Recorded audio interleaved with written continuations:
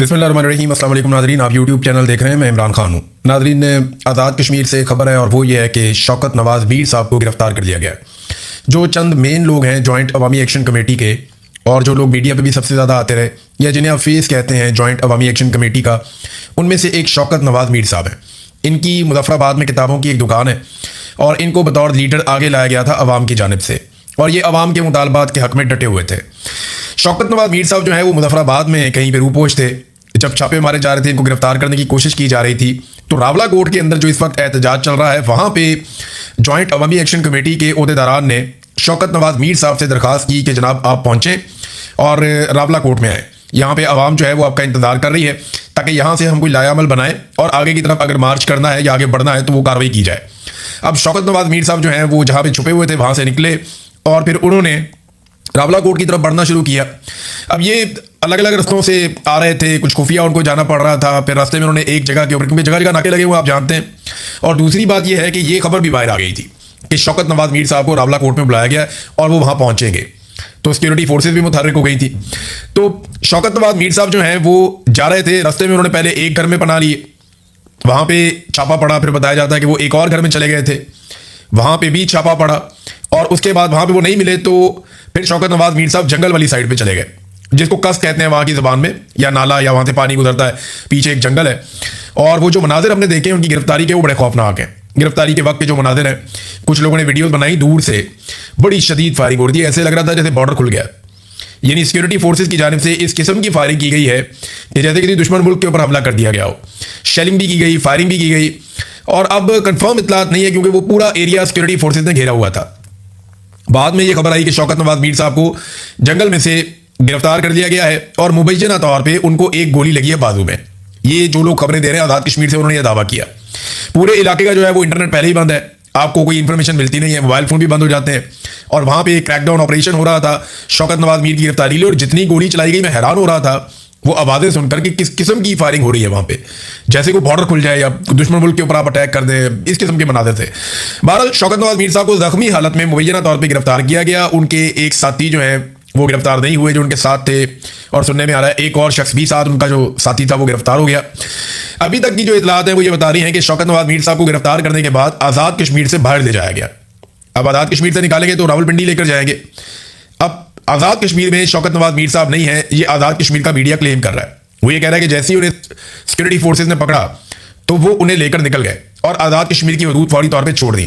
तो ये security forces की एक बड़ी कामयाबी है कि इस तहरीक का एक मेन आदमी वो सिक्योरिटी फोर्सेज के हाथ लग गया। बहुत सारे लोग ये दावा कर रहे हैं, या जो सोशल मीडिया के अकाउंट्स हैं जॉइंट अवामी एक्शन कमेटी से जुड़े हुए, वो भी ये कह रहे हैं कि ये किसी ने गद्दारी की है और अंदर से किसी ने खबर दी है, मुखबरी की है शौकत नवाज़ मीर की, जिसकी बुनियाद पर वो गिरफ्तार हुए। अगर ये मुखबरी ना होती तो वो रावला कोर्ट पहुंच जाते। शौकत नवाज़ मीर साहब अगर रावला कोर्ट पहुंच जाते तो सिचुएशन हुकूमत के लिए शायद और मुश्किल हो जाती, लेकिन इसका रद्द-ए-अमल भी आएगा। अब उमर नज़ीर कश्मीरी साहब ने उसके बाद एक स्टेटमेंट दिया। उन्होंने खुद ये एतराफ़ किया कि हमने उन्हें बुलाया था, वो हमारे कहने पर आ रहे थे, लेकिन रास्ते में उनकी गिरफ्तारी हो गई है और उन्हें कश्मीर से बाहर मुंतकिल कर दिया गया है। लोगों को इश्तियाल दिलाने की कोशिश की जा रही है और अब रावला कोर्ट में एक बड़े क्रैकडाउन की तैयारियां हो रही हैं। पुलिस ने तरदीद कर दी है कि शौकत नवाज़ मीर को गिरफ्तार नहीं किया गया। अच्छा, ये बड़ा अलार्मिंग है, क्योंकि जब आपने किसी इंसान को लापता करना होता है जबरी तौर पे, तो फिर आप ये कह देते हैं कि पुलिस ने उसको गिरफ्तार नहीं किया, क्योंकि जिस शख्स को गिरफ्तारी डाल दी जाए फिर उसको मंजर-ए-आम पे लाना पड़ता है, उसे किसी ना किसी अदालत में पेश करना पड़ता है। अब शौकत नवाज़ मीर एक ऐसी शख्सियत है, अगर वो कश्मीर से गिरफ्तार हो जाते और पुलिस उनकी गिरफ्तारी डाल देती तो पुलिस को उन्हें अदालत में पेश करना पड़ता, और इस मौके पर पूरा शहर बाहर आ जाता, बहुत बड़ी तादाद में लोग निकल कर आ जाते। तो इस सारी सिचुएशन को अवॉइड करने के लिए उनकी गिरफ्तारी को छुपा दिया गया और ये दावा किया गया कि उन्हें गिरफ्तार किया ही नहीं गया। तो अब इस वक्त कुल मिला के सूरत हाल ये है कि शौकत नवाज़ मीर साहब जख्मी भी हैं मुबैना तौर पर, और वो जबरी तौर पर उन्हें गुमशुदा किया गया है और इस वक्त आज़ाद कश्मीर की हदूद से उन्हें बाहर ले जाया जा चुका है। ये है जनाब शौकत नवाज़ मीर साहब की सूरत हाल।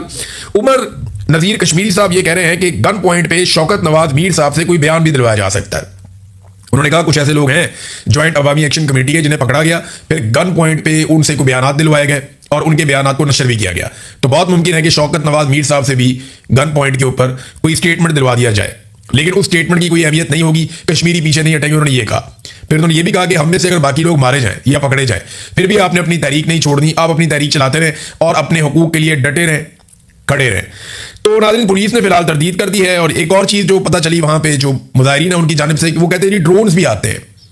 अब वो लोकेट करने के लिए आते हैं, देखने के लिए आते हैं, जासूसी करने के लिए आते हैं, लेकिन ड्रोन्स का इस्तेमाल भी आज़ाद कश्मीर में धरने वालों के खिलाफ किया जा रहा है और क्रैकडाउन की एक तैयारी की जा रही है। बल्कि वहाँ तकरीर करते हुए जो मुजाहिरीन है उन्होंने कहा कि जनाब हमारे ऊपर क्रैकडाउन के लिए फोर्सेज लाई जा रही है, तो अच्छा है आप हमारे ऊपर क्रैकडाउन करें ताकि आप एक्सपोज हो जाए और हमारे लिए भी अगले रास्ते खुल जाए कि हम अपने एहतजाज को वुसअत दे सकें, आगे बढ़ा सकें।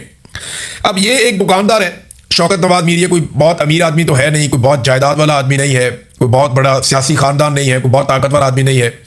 गुमनाम राहों में मारा भी जाएगा अपने लोगों के हक के लिए तो किसी को कोई फर्क नहीं पड़ेगा।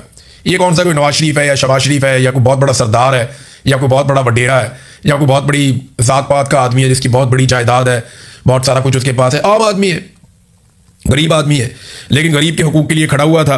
तो देखें इसको कैसे निज़ाम निशाने इबरत बनाता है, आपको आने वाले दिनों में अभी पता चल जाएगा। ओवरसीज़ पाकिस्तानी बड़ा शदीद रद्दअमल दे रहे हैं इस गिरफ्तारी पे और वो बहुत गुस्से में है। लगातार वो हमें राब्ते कर रहे हैं, हमें भी इंफॉर्मेशन दे रहे हैं, खुद भी वो इसके बारे में पूछताछ कर रहे हैं और आने वाले दिनों में ये मामला बहुत बढ़ेगा। तो अब कुल मिला के ऐसा दिखाई देता है या तो शौकत नवाज मीर साहब को लंबे अरसे तक जबरी तौर पर लापता रखा जाएगा, जैसा कि रिजवी बरादरान को रखा गया। दोनों भाई जबरी तौर पर लापता है, आज तक पता नहीं चला उनका। 7-8 महीने हो गए, दोनों भाइयों की समझ ही नहीं आ रही गए कहाँ पे। हालांकि तहरीके लबैक के ऊपर एक खौफनाक क्रैकडाउन हुआ था, वहाँ पे बहुत सारे लोगों को कत्ल कर दिया गया था। फिर ये 2 भाई थे अनस और साद, ये दोनों भाई तब से लेकर अब तक गायब हैं। या तो इस तरह गायब कर दिया जाएगा या फिर जो मैंने आपको बताया था कि एस्टेब्लिशमेंट से जिन लोगों की मुलाकात हुई, एस्टेब्लिशमेंट ने एक ऑफिसर ने उन लोगों को ये कहा कि ये 4 लोग तो अब नहीं बचते, इनके तो ऑर्डर आ गए हैं और इन 4 लोगों को तो मारा जाएगा। एक उनमें मेहरान है, एक उमर नज़ीर है, एक और है, एक शौकत नवाज मीर हैं। तो इनके बारे में ये दावा किया गया था कि इनको मार दिया जाएगा। इनके चारों के सरों के ऊपर जो है वो 1-1 करोड़ रुपए का इनाम भी रखा गया है। तो अब देखना ये कि क्या किया जाता है। शौकत नवाज मीर साहब फिलहाल तो वो उनकी ज़िंदगी जो है उन लोगों के हाथ में है जिन्होंने उन्हें पकड़ लिया। उन्होंने फैसला करना है कि जबरी तौर पर लापता रखना है लंबे अरसे तक, या शौकत नवाज मीर साहब की जान को नुकसान पहुंचाना है, या उनसे कोई स्टेटमेंट जारी करवाना है। ये फैसला तो फिर वही लोग करेंगे जिनके हाथ में वो हत्ते, जिनके वो चढ़ गए हैं। ओवरसीज पाकिस्तानी काफ़ी शदीद इसके ऊपर रद्दअमल भी दे रहे हैं। इमरान खान साहब की बहनों की नादरीन एक मरतबा फिर मुलाकात नहीं हो सकी। अलीमा खानम और नौरीन न्याजी, इन्होंने बार बार जाके पुलिस को भी बताया वहाँ पे कि जनाब हम आ गए हैं, जेल की इंतजामिया को भी बताया कि हम आ गए हैं। नौरीन न्याजी की मुलाकात की बात की गई थी, आप अंदर से पूछ के इनकी मुलाकात करवा दें, लेकिन इमरान खान की बहन नौरीन न्याजी की भी मुलाकात नहीं करवाई गई। अब ये दावा कहाँ से आया, ये अलीमा खानम ने बिलाखिर सच बोल दिया। उन्होंने कहा जी जिस दिन हम 26 नंबर के ऊपर एहतजाज कर रहे थे और हमारे साथ कुछ अरकान असेंबली भी मौजूद थे, खैबर पख्तूनख्वा से भी कुछ लोग आए हुए थे और वहाँ पे हमें 26 नंबर पे रोका गया था।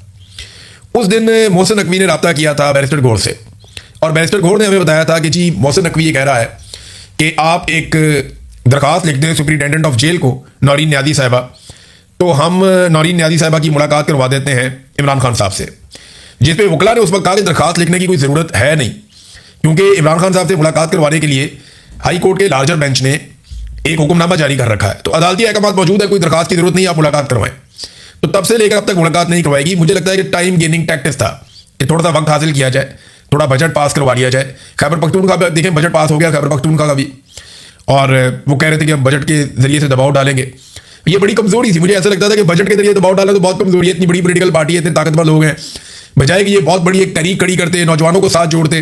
बेशुमार नौजवान हैं, वो तहरीक खड़ी कर सकते हैं। नौजवान तंग भी बहुत है, बेरोजगारी बहुत बढ़ गई है, गुर्बत बढ़ गई है, मईशत तबाह बर्बाद हो गई है, महंगाई बहुत बढ़ गई है, लोग तंग आए पड़े हैं। किसान हो जाए, ट्रेड यूनियन हो जाए, मजदूर हो जाए, मेहनत कश कोई भी हो जाए, सारे तबकात ही परेशान है, सरकारी मुलाजमीन परेशान है, नौजवान तो बहुत ज्यादा परेशान है, तालिब इल्म परेशान है। तो ऐसे में कोई तहरीक खड़ी करना कोई बहुत बड़ी मुश्किल नहीं थी, तहरीक खड़ी कर सकते थे, लेकिन उन्होंने कहा जी हम बजट को इस्तेमाल करके दबाव के लिए वो भी नहीं कर पाए और बजट भी पास हो गया, पूरे साल का बजट पास हो गया, जो वफाकी हुकूमत को चाहिए था उसी तरह का बजट पास हो गया। बहरहाल इमरान खान साहब की मुलाकात ये ड्रामा ही एक निकला, मुलाकात नहीं करवाई गई बाद में, और अलीमा खानम ने और उनकी बहन नौरीन न्याजी ने आज ये साबित भी किया कि वो आई भी मुलाकात करने के लिए। जी यार मुलाकात नहीं करवाई, रात में उन्होंने धरना खत्म किया, उन्होंने कहा जी अगले हफ्ते हम फिर आएंगे। अब देखना यह है कि अगले हफ्ते मुलाकात होती है या नहीं होती। हाई कोर्ट ने एक फैसला महफूज किया हुआ है कि जो दरखास्तें आई हैं कैद तन्हाई वाली, वो सुन्नी भी हैं या नहीं सुन्नी। अगर तो कैद तन्हाई वाली दरखास्तें सुनी जाती हैं, अच्छा नैब इसके अंदर बड़ा बढ़ चढ़ के किरदार अदा कर रहा है। हालांकि नैब का ये केस ही नहीं है, ये केस तो जेल के अमले का है। नैब का इस केस से क्या ताल्लुक है?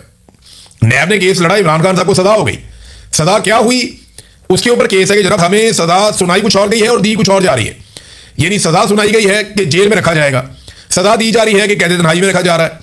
तो ये मामला तो जेल का और मुद्दइयों का है, इसमें नैब का तो किरदार ही खत्म हो गया। लेकिन नैब बड़ी मुतहर्रिक नजर आ रही है, हम हैरान होते हैं देख के। क्योंकि नैब को आपको पता है पीछे से चाबी मिलती है, वो चाबी पे ही चलते हैं, जैसे उन्हें चलाया जाता है वैसे ही वो चलते हैं। बहरहाल वो भी फैसला महफूज है, वो फैसला जब सामने आता है तो हमें आइडिया हो जाएगा। फजलुर रहमान साहब आज़ाद कश्मीर में पाकिस्तान पीपल्स पार्टी के साथ मिलकर इलेक्शन लड़ेंगे।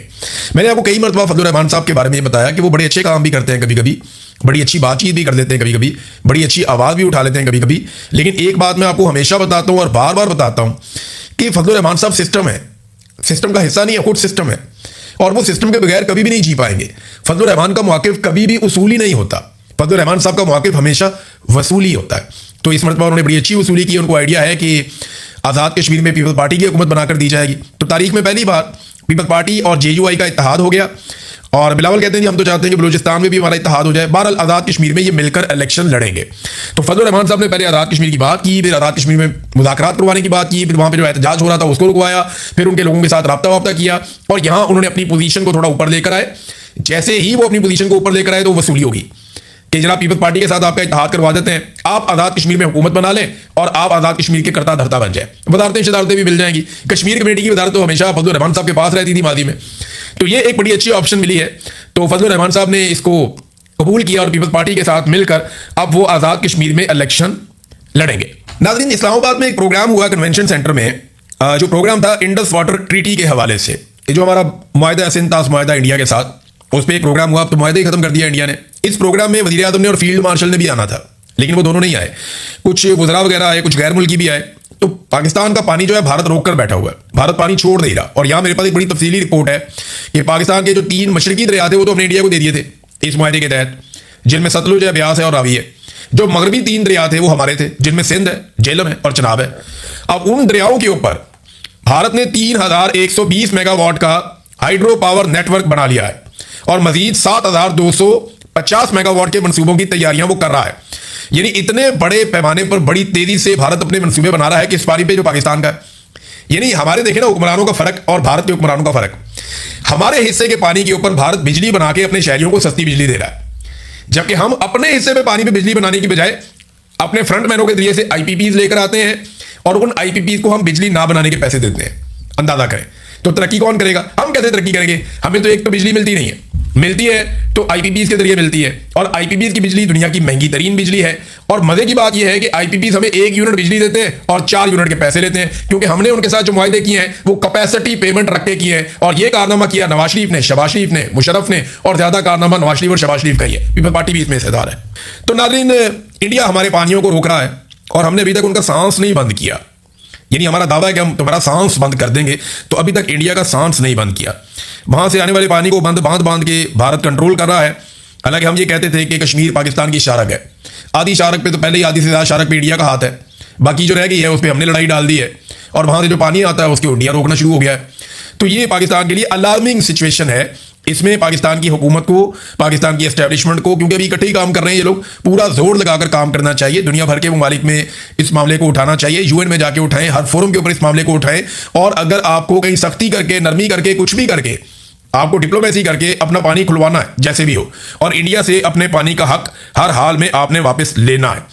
अब इजाफी बिजली पाकिस्तान में है नाज़रीन। इस वक्त जो हमारे पास IPPs है ना, उनकी कैपेसिटी अगर आप देखें तो ये लगभग 40,000 मेगावाट से भी ज़्यादा की है। हमारी ज़रूरत उतनी नहीं है, बहुत थोड़ी है, लेकिन फिर भी लाहौर समेत पंजाब में हर जगह पे लोड शेडिंग हो रही है, खैबर पख्तूनख्वा में भी हर तरफ लोड शेडिंग हो रही है। और पता है कितनी लोड शेडिंग हो रही है? हर घंटे बाद लाइट चली जाती है, 2 घंटे बाद लाइट चली जाती है, हर 2 घंटे बाद, कभी 1 घंटे बाद वो लाइट चली जाती है, और 1-1 घंटा, 2-2 घंटा भी लाइट चली जाती है। लोग सोशल मीडिया के ऊपर बार बार शिकायत कर रहे हैं कि जनाब एक तो आप बिजली इतनी महंगी देते हैं, फिर आपने बिजली इतनी ज्यादा बना ली है और उसके पैसे आप हमसे लेते हैं, फिर भी आप लोड शेडिंग करते हैं। यानी जो कौम कैपेसिटी पेमेंट दे रही हो उसके ऊपर लोड शेडिंग करना तो सजाए मौत हो जानी चाहिए उन लोगों को जिन्होंने ये किया है। मैं आपको मिसाल देता हूं कि आप पैसे पता कौन से दे रहे हैं कि आप बिजली बनाए ना बनाए, हम आपको इजाफी पैसा देते रहेंगे, और आपको लाने का मकसद यह है कि हमारी जरूरत की बिजली कभी भी खत्म ना हो। ये मकसद है ना IPPs को लाने का, कि जितनी हमें बिजली चाहिए हमने उससे ज्यादा कैपेसिटी लगा ली है, जितनी हमें चाहिए होगी आपसे खरीदा करेंगे, और जो आप नहीं बनाएंगे उसके हम आपको पैसे देंगे। वो कैपेसिटी पेमेंट हम उन्हें अभी भी दे रहे हैं।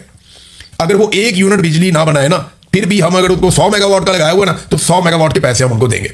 पैसे हम उन्हें दे रहे हैं और लोड शेडिंग पाकिस्तान में हो रही है, दबा के हो रही है। 10 साल पहले जब ये खानदान नारे लगाता था, दावे करता था, जनाब हम पाकिस्तान से लोड शेडिंग को हमेशा के लिए खत्म कर देंगे, आप हमें हमेशा याद रखेंगे, आपको याद रहेगा कि हमने पाकिस्तान के ऊपर पता नहीं कितना एहसान कर दिया है। और आज आप देखें ना किस तरीके से इन्होंने लोड शेडिंग का एक मरतबा फिर बाजार गर्म कर दिया है।